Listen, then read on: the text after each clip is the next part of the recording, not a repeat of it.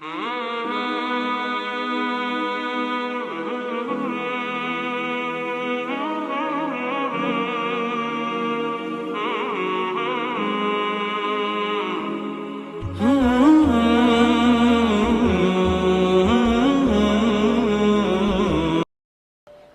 kepada Allah. Jadi jujurlah kepadaku itu ku di situ Allah ya, bukan ku seperti di lagu. Jadi jujurlah kepada Allah. Cara jujur kepada Allah, kita harus tanya, yang kita lakuin ini ada hubungannya nggak dengan Allah? Kalau ada, pasti Allah kasih keajaiban. Contoh, Zakaria. Zakaria tuh doa kan panjang kan, lama banget ya. Berdoa dari sejak beliau muda sampai beliau tua. Tapi coba perhatikan kalimat doa Nabi Zakaria ketika beliau sudah tua. Ada dua kalimat, ada di surat Ali Imran, ada di surat Maryam. Kalau di surat Ali Imran, Zakaria berdoa, Hunalika da'a Zakaria rabbah, qala rabbi habli min ladunka dzurriyyatan thayyibah, innaka sami'ud du'a. Kalau di surat Maryam, wa inni khiftul mawaliya min wara'i wa kanat imraati 'aqira fahab li min ladunka waliya yarithuni wa yarithu min ali yaqub waj'alhu rabbi radiyya. Apa rahasia di antara dua kalimat ini? Kenapa Nabi Zakaria berdoa panjang dalam hidupnya, belum Allah kabulkan? Bukan tidak, belum. Kenapa pas habis doa ini langsung Allah kabulkan? Langsung Allah bilang, Fanadathul malaikah. Kalau di surat Maryam, Ya Zakaria, langsung Allah panggil. Kenapa cepat dikabulkan? Karena di dua doa ini, Nabi Zakaria udah mulai mengkonekkan antara keinginannya dengan Allah. Kalau di surat Ali Imran, Nabi Zakaria ngelihat Maryam yang dapat makanan dari langit. Aduh, ini anak soleha banget, dicinta banget sama Allah, sampai segitu-segitunya Allah memperlakukan anak kecil ini. Anak SD, duduk di sebuah ruangan kecil, mihrab namanya. Terus lapar, Allah yang ngasih makan, dia belum berdoa. Dia lapar doang, Allah langsung datangkan makanan. Dan yang bawa makanan apa? Bukan gosen, malaikat. Dibawa gosen aja bikin kita nyaman kan ya. Males keluar, udah aja gosen kan murah ya. Tinggal klik, kalau misalnya nggak ada saldonya ya bayar cash lah ya. Mudah banget, 10 menit datang gitu. Ini lebih dahsyat daripada gosen, malaikat yang datang. Dan makanannya masih hangat, terjamin nggak ada sama sekali penyakit di dalamnya. Dibawa oleh malaikat, dihidangkan depan Maryam, malaikat balik, Nabi Zakaria masuk. Kata Nabi Zakaria, Ya Maryam, anna laki hadza. Kamu dapat dari mana makanan ini? Kan paman belum kirim kan? Ini baru paman bawa. Kata Maryam, huwa min indillah, Allah yang kirim. Anak SD ngomong gitu. Ada nggak anak SD sekarang? Dek, dapat dari mana? Allah yang kirim, Om. Wah, itu soleha banget kan? Tingkat dewa tuh luar biasa. Allah yang kirim. Ya memang nggak ada lagi. Emang adanya cuma di zaman itu. Maryam sampai bilang, dari Allah, paman. Allah yang kirim. Dan Allah bukan hanya ngomong Allah yang kirim, sampai ceramahin Zakaria. Innallaha yarzuqu may yasha'u bighairi hisab. Allah itu paman, kalau ngasih rezeki itu nggak bisa dihitung-hitung loh. Bin haitsu la yahtasib. Oh iya. Jadi Zakaria dapat taklim dari Maryam. Cuma nanya satu hal tapi dapat ilmu lebih dari yang dia tanya. Ya Maryam, anna laki hadza. Kamu dapat dari mana Maryam? Huwa min indillah. Innallaha yarzuqu may yasha' bighairi hisab. Ini dari Allah, Allah yang kirim. Allah itu memberi rezeki kepada hambanya. Dan Allah kalau udah ngasih rezeki gak bisa ditebak-tebak dari mana caranya. Itu kata-kata Maryam. Kagum Zakaria. Duh, pengen banget punya anak sesoleha ini. Kan berarti ada hubungannya dengan Allah. Sesoleha ini, soleh. Baru hunalika, saat itu juga di sana Zakaria berdoa, Rabbi habli min ladunka dzurriyyatan thayyibah. Kayak gitu ya Allah, saya pengen kayak gitu.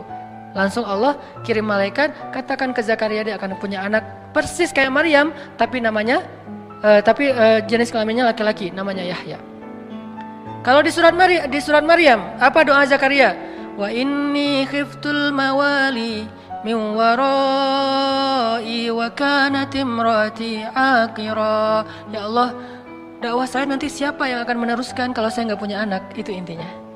Jadi pengen punya anak bukan sekedar pengen lucu-lucuan, pengen ada qurrata ayun, penyejuk hati apa, pengen bangga-banggaan anak saya sarjana, anak saya apa segala macam. Bukan. Pengen punya anak karena pengen ada yang nerusin dakwah beliau. Karena ada hubungannya dengan Allah kan? Berarti melibatkan Allah dalam permintaannya. Wa inni khiftul mawali wa kanat imraati aqira fahab li min ladunka waliya. Bukan walada, bukan waliyan. Apa beda waladan dengan waliyan? Waladan cuma anak, waliyan penerus. Beri saya seorang anak yang meneruskan perjuangan saya, dakwah saya, pengajaran saya, taklim saya di Masjidil Aqsa. Yarithuni, tuh ada lagi kalimat penjelasnya. Yarithuni wa yarithu min ali Yaqub waj'alhu rabbi radiyya. Yang mewarisi perjuangan aku, mewarisi perjuangan dari keturunan Yakub dengan keturunan yang luar biasa, orang-orang soleh semua. Maka jadikan dia anak yang kau ridhai ya Allah. Langsung Allah ketika dengar kalimat ini, ya Zakaria, langsung dipanggil sama Allah. Itu cara kalau kita pengen dapat kejutan dari Allah. Libatkan Allah dengan niat. Caranya, coba cari apa hubungannya antara maunya kita dengan Allah. Antara proyek kita dengan Allah. Antara usaha kita dengan Allah. Antara permintaan kita, life goals kita dengan Allah. Kalau nggak ada hubungannya, kita disuruh jalan sendiri. Tapi kalau ada hubungannya, Allah akan support kita. Ya Zakaria, langsung Allah panggil. Inna nubashiruka bi ghulam. Bahagialah wahai Zakaria, berbahagialah, kamu akan punya anak. Ismuhu Yahya, lam naj'al lahu min qablu samiyya. وآتيناه الحكم صبيا وحنانا من لدنا وزكاة وكان تقيا وبرا بوالديه ولم يكن جبارا عصيا وسلام عليه يوم ولدا ويوم يموت ويوم يبعث حيا. Spesifik, luar biasa nih. Dikasih dengan spesifik yang istimewa, bukan cuma nih anak laki-laki yang kamu minta, enggak. Allah langsung kasih tahu anak itu kayak gimana. Anaknya cerdas, anaknya soleh, anaknya terjaga, anaknya nggak pernah nggak pernah emosian, anaknya nggak pernah baperan, nggak pernah durhaka, nggak gini. Baik banget. Kalau di surat Ali Imran dia siddiqan wa hasuran wa nabiyan, musaddiqan wa hasuran wa nabiyan, anak yang meneruskan perjuangan dakwah, anak yang hasur, menjaga kehormatan, anak yang nabiyan, menyampaikan kebenaran. Ini luar biasa. Kenapa? Karena Zakaria mengaitkan keinginannya dengan Allah. Jadi kalau kita punya satu keinginan, punya satu, bahkan mungkin bukan hope, tapi wish, sesuatu yang kadang-kadang kayak gak kebayang kita bisa gak sih? Gak masalah, make a wish, kita bikin sebuah harapan yang menurut kita mungkin gak susah diwujudkan, tapi ketika sebuah harapan yang kita anggap sesuatu yang gak mungkin dilibatkannya kepada Allah, apa sih yang gak mungkin buat Allah? Apa sih yang sulit buat Allah? Bukankah semuanya itu ada dalam pengaturan Allah? Biyadihil mulk. Arti biyadihil mulk, semuanya itu dalam kekuasaan Allah Subhanahu wa taala. Terserah Allah mau diapain, caranya di sini. Faman kanat hijratuhu ilallahi wa rasulih, fa hijratuhu ilallahi wa rasulih. Akhirnya para sahabat yang berhijrah dalam konteks hijrah, berhijrah meniatkan karena Allah. Contohnya, misalnya ada yang berhijrah seorang diri, seperti Suhaib Ar-Rumi, banyak sahabat yang hijrah seorang diri. Beda sama Umar ya. Kalau Umar kan hijrahnya posting ya. Sebelum hijrah posting dulu. Captionnya, ahli Mekah, orang-orang Mekah. Dia mention satu persatu. @Abu Jahal, @Abu Sufyan, satu-satu di mention sama Umar. Terus terakhir pakai hashtag ahli Makkah, ya ahla Makkah, ya ma'syara Quraisy, ya Aba Jahal, ya Aba Sufyan, ya banyak banget. Ya itu kan ya, bahasa Arabnya ya, bahasa Instagramnya .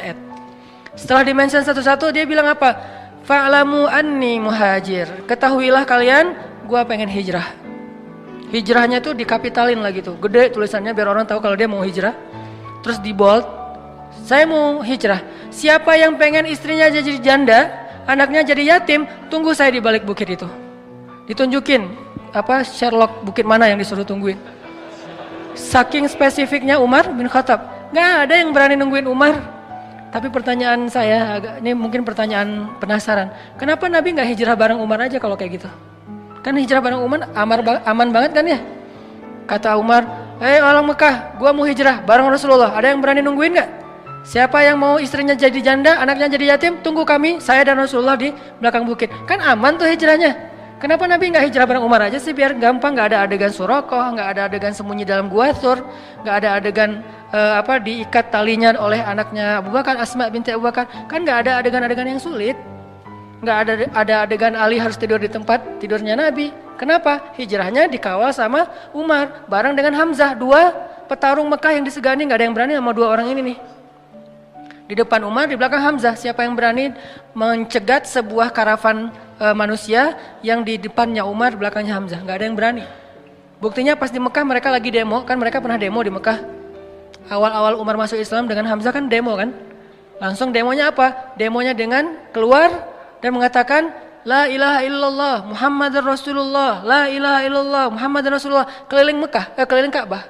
Demo rame-rame. Di depannya Umar, di belakangnya Hamzah. Kata Abu Jahal, kalau orang yang seperti ini, kalau demo seperti ini, nggak ada yang berani mendekat. Di depannya Umar, di belakangnya Hamzah. Kalau nggak, bakalan habis tuh. Kenapa Nabi nggak hijrah dengan cara kayak gitu aja? Kenapa hijrahnya pakai orang yang paling lemah fisiknya, paling lemah kaumnya, paling miskin hartanya? Abu Bakar itu orang kaya tapi udah jatuh miskin waktu itu. Ini artinya Allah pengen ngajarin kita tentang hijrah biar Allah aja yang terlibat. Bukan Umar, bukan Utsman yang kaya, bukan Hamzah, bukan siapapun. Makanya yang ngebantu Nabi dalam hijrah itu Allah langsung. La tahzan innallaha ma'ana. Bukan inna Umara ma'ana. Inna Hamzah ma'ana. Inna Utsman ma'ana. Inna qaumana ma'ana. Bukan. Di situ Allah ngajarin kepada kita lewat adegan Rasul, hijrah. Kalau kita melibatkan Allah, hijrah kita lebih aman daripada melibatkan manusia. Seandainya mau dengan logika kita, pasti Nabi akan hijrahnya bareng Umar. Umar tunggu dong, hijrahnya bareng. Kalau Nabi mengajarkan itu, berarti kita tidak dapat pelajaran hikmah, tauhid, akidah, iman, hadis ini dari hijrah Rasul. Nabi malah bilang, kalian hijrah duluan masing-masing. Umar hijrah, yang lain pada hijrah. Utsman malah udah duluan, walaupun kemudian balik lagi, duluan ke Habasyah. Akhirnya Nabi memilih Abu Bakar As-Siddiq. Ya Abu Bakar, nanti tengah malam masih pakai ikhtiar tengah malam. Kenapa nggak siang bolong? Kalau siang bolong konyol namanya. Tapi kan Nabi nggak akan dibunuh. Kalau Nabi nggak akan dibunuh, tapi kalau kita niru Nabi, kita akan dibunuh. Jadi Nabi tidak mencontohkan sesuatu yang nggak bisa ditiru. Nabi mencontohkan sesuatu yang bisa ditiru oleh umatnya. Kalau beliau gampang, beliau punya mukjizat. Kalau Nabi mau, Nabi Musa itu membelah laut. Nabi Muhammad lebih dahsyat, membelah bulan.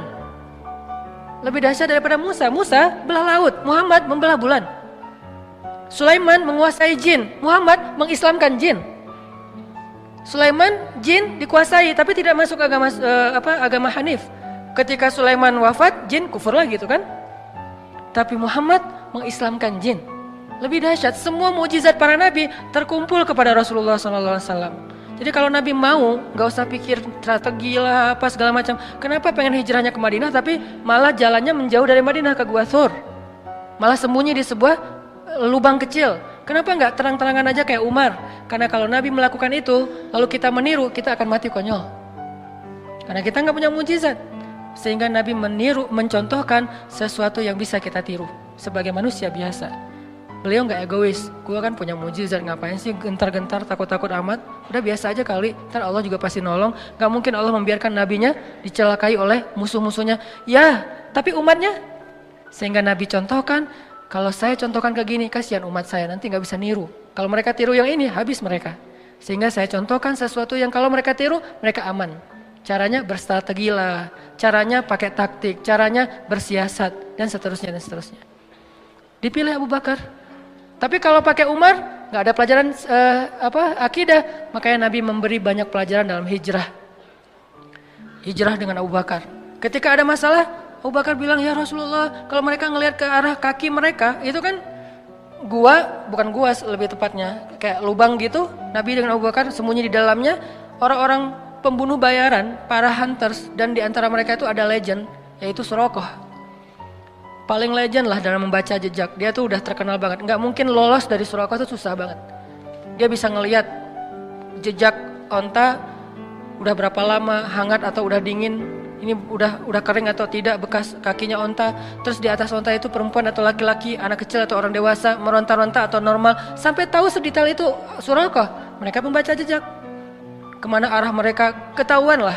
Padahal Nabi itu udah pakai banyak strategi. Caranya Nabi lewat, terus lewat anaknya Abu Bakar dengan pembantunya Abu Bakar untuk nutupin jejak Nabi pakai ternak-ternak. Ketahuan juga tetap, namanya juga Suraqah. Udah berdiri depan gua, Suraqah and the gang. Nabi di dalam sembunyi. Apakah Nabi takut? Sama sekali tidak. Nabi waktu itu sama sekali tidak bersembunyi karena takut. Lagi ngajarin kita cara sembunyi.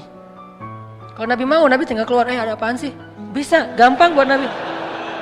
Lo mau gua doain? Kan gak berani mereka. Nabi belum angkat tangan udah pada stroke semuanya tuh. Kalau Nabi mau kan, tapi Nabi lagi ngajarin kita teman-teman. Jadi adegan sirah adalah pelajaran buat kita, bukan apa yang Nabi rasakan. Nabi gak takut sama sekali. Sekelas Nabi gak mungkin takut lah, sang pemberani banget. Tapi Nabi pengen ngajarin kita sembunyi di dalam. Abu Bakar resah, bingung nih mana nih kalau mereka ngeliat ke atas, ke bawah. Mereka udah ngeliat ke atas bukit nggak ada, ngeliat ke kanan nggak ada, ngeliat ke kiri nggak ada, ngeliat ke belakang nggak ada. Cuman satu lagi yang nggak dilihat, ke bawah. Allah tahan pandangan mereka untuk ngelihat ke bawah. Ini cara Allah nolong mereka. Walaupun sebagian ulama bilang ada sarang laba-laba dan merpati, tapi sebagian besar ulama mengatakan tidak. Ini masih perdebatan lah ya, Allahu alam. Yang jelas, yang pasti di antara mereka sepakat, Allah memalingkan mata mereka dari melihat ke bawah. Sehingga Abu Bakar bilang, ya Rasulullah, kalau mereka ngelihat kita ke bawah pasti ketahuan. Terus ntar kita gimana ngelawan mereka? Kita nggak bawa senjata. Berdua pula, mereka ada lebih dari 20 orang dan semuanya itu petarung. Nabi mengatakan, ya Abu Bakar, ma zannuka bisnain? Ya Abu Bakar, kenapa kamu pikir kita cuma berdua? Ini melibatkan Allah. Ini di sini nih. Kenapa kamu pikir kita cuma berdua, Abu Bakar? In Allahu salisuhuma. Allah yang ketiga. Jadi kalau kita berdua, mungkin kita perlu khawatir. Tapi kalau kita bertiga, la tahzan, innallaha ma'ana. Enggak usah khawatir Abu Bakar, Allah bersama kita. Abu Bakar orang soleh, digituin, ya langsung tenang. Kalau Abu Bakar bilang tapi, pasti ketahuan tuh. Karena kalau kita berburuk sangka kepada Allah, maka Allah tergantung prasangka hambanya. Berhubung Abu Bakar ini as-siddiq, orang yang selalu membenarkan, nggak pernah protes, nggak pernah membantah, maka ketika Nabi bilang la tahzan innallaha ma'ana, Abu Bakar langsung tenang, langsung oh ya innallaha ma'ana, ya udah tenang aja. Mau tidur dulu Rasul, santai. Mereka akhirnya nggak ngeliat ke bawah, udah pergi aja, udah pergi, tinggal berdua. Besok keluar, melanjutin perjalanan, ketahuan lagi sama Suraqah, karena mereka nggak mau nyerah. 2 hari mereka tungguin. Gak mungkin Muhammad pergi karena aku udah baca beberapa tempat jalan keluar dari Mekah itu gak ada jejak mereka. Pasti mereka ada di sini. Suraqah punya feeling, instingnya tuh bagus. Belum keluar Muhammad, belum keluar. Dia cari siang malam. Ketahuan juga pas hari Nabi keluar Mekah. Dari kejauhan Suraqah ngelihat. Pas Suraqah ngelihat dikejar oleh Suraqah, kan Nabi udah bilang innallaha ma'ana, Allah bersama kita, biar Allah aja yang beresin Suraqah, nggak usah kita jalan aja santai. Abu Bakar jalan, nggak usah dipercepat langkahnya. Sampai Nabi bahkan nggak mempercepat langkahnya loh, dikejar sama Suraqah dengan ontanya yang cepat, Nabi santai aja. Kenapa? Biar Allah aja yang beresin dia.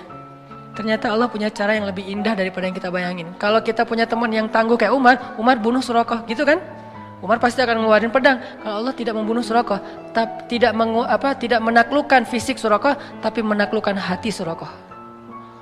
Gitu yang paling indah. Makanya biarin Allah yang beresin urusan kita. Allah punya cara yang lebih smart daripada cara kita. Namanya apa? Min haitsu la yahtasib, yang tidak terduga-duga. Tiba-tiba Suraqah ontanya ngambek, nggak mau jalan, tiba-tiba kayak habis bensin gitu loh. Kenapa sih kok mogok nih onta gua nih? Onta Suraqah tiba-tiba mogok, padahal itu onta bagus banget loh. 4000 cc kali ya, cepet banget ya. Kenapa mogok? Onta bagus, baru juga, malah STNK-nya juga BPKB-nya juga belum jadi gitu. Kok udah mau mogok? Heran Suraqah. Akhirnya Suraqah turun, jalan pas dekat dengan Nabi. Nabi bilang, "Ya Suraqah, ma bika ya Suraqah. Kamu kenapa sih Suraqah gini-gini amat sama saya?" kata Nabi. Suraqah nggak enak gitu. Nabi itu kan orangnya kayak mempesona ya. Kalau Nabi udah menatap orang lagi, aduh kegeeran. Nabi itu keren banget loh. Bukan dalam arti negatif ya, dalam arti nggak enak. Orang segan sama Nabi itu segan banget. Kalau ngelihat wajah Nabi langsung yang marah nggak jadi marah. Saking sempurnanya akhlak Nabi SAW. Jadi kalau Yusuf sempurna fisiknya, Nabi sempurna akhlaknya. Yusuf mempesona fisiknya, Nabi mempesona akhlaknya. Jadi kalau ada cewek ke Yusuf kelepek-kelepek, ke Nabi kelepek-kelepeknya jadi masuk Islam. Siapa? Sofia. Jadi kalau di zaman Yusuf ada istri Al-Aziz kelepek-kelepek sama Yusuf sampai digoda berbuat dosa. Kalau Nabi kelepek-kelepek bukan digoda buat dosa, jadi taat. Itu kan keren banget ya. Gara-gara dekat sama Nabi yang tadi benci banget, kata Sofia, tidak ada orang yang lebih saya benci di muka bumi daripada Muhammad.